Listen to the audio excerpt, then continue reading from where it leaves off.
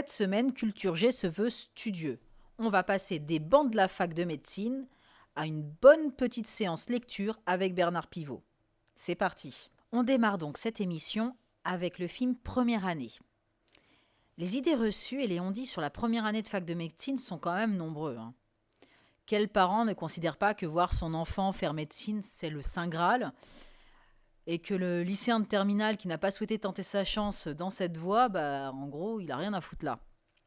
Et franchement, une chose est sûre, c'est qu'après avoir vu ce film, je regrette franchement pas d'avoir choisi une autre voie.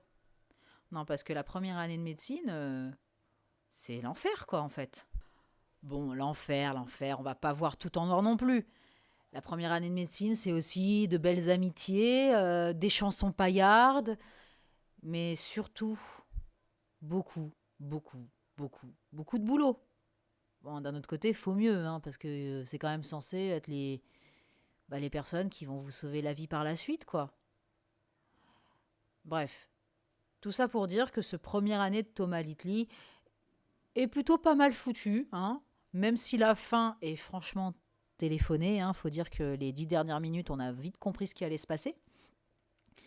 Mais bon, malgré tout, on passe un agréable moment. Et puis le duo Vincent Lacoste, William Lebguil, ouais, pas facile à prononcer, je le reconnais, marche plutôt pas mal. Ouais, vraiment, c'est une bonne surprise.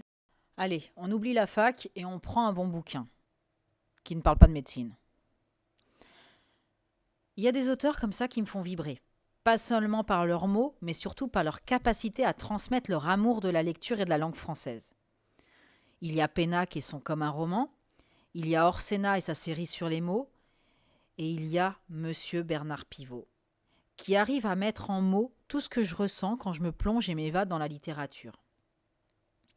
Pour l'occasion, il s'est associé avec sa fille, Cécile, journaliste, afin qu'ils puissent exprimer chacun leur tour, un peu comme un ping-pong, l'impact et l'importance que les livres ont eu dans leur vie. Je vais me contenter de finir ce Culture G avec ces mots de Bernard Pivot, en espérant que ça vous donne envie d'ouvrir un bouquin. Les gens qui lisent sont moins cons que les autres. C'est une affaire entendue. Cela ne signifie pas que les lecteurs de littérature ne comptent pas d'imbéciles et qu'il n'y a pas de brillantes personnalités chez les non-lecteurs.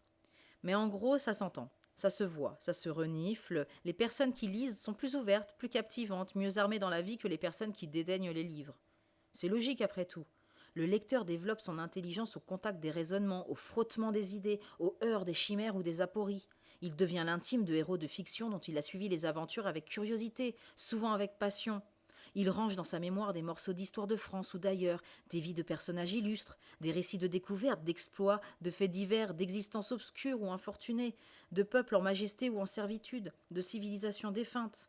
Bref, il collectionne des éclats de ce qui constitue la culture générale dont le livre, même s'il a aujourd'hui des concurrents, reste le principal pourvoyeur.